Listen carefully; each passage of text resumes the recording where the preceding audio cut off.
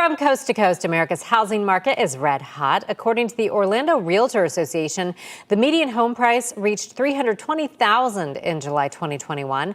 That's an increase of more than 18% from the year before. Well, we talk about housing trends in our Boomtown series. So what's really fueling this housing market? Trooper Steve is here with us and has some very likely reasons why, courtesy of ClickOrlando.com. Steve? That's right, ladies. So it's been a strange time living through a global pandemic.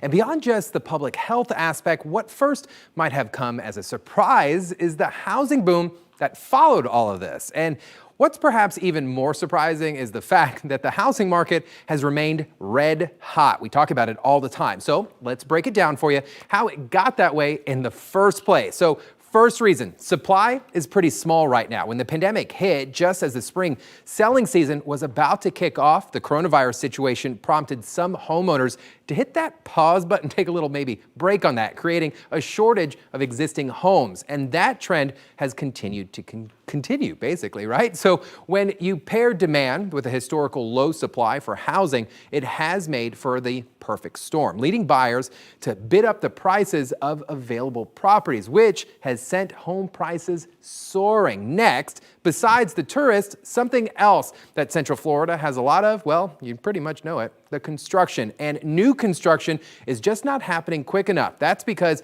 building is a time-consuming process. Land has to be purchased, regulatory approvals must be won, and there just hasn't been time to keep up with all that. And that's not to mention, of course, the lumber prices over the past year or so are going from $349 per thousand board feet in April to over $1,500 this May. We've all seen the memes about how expensive wood is. The story goes on to say that in the earlier months of the pandemic, many sawmills shut down for health reasons and because they assumed the demand for lumber would plummet. Instead, as we all know by now, demand took off and people were finally getting around to doing renovations that were put off. I know a lot of us have. The last factor, well, we'll talk about is that driving the house market is a big one. Mortgage rates are at a historical low. As of September 6th, the 30-year fixed rate is about 2.8% with a 15-year fixed rate at about 2.1%. Considering these low rates, they boost consumer buying power, letting them bid up prices. Just last month alone, we asked our readers and viewers if they were experiencing the housing market firsthand.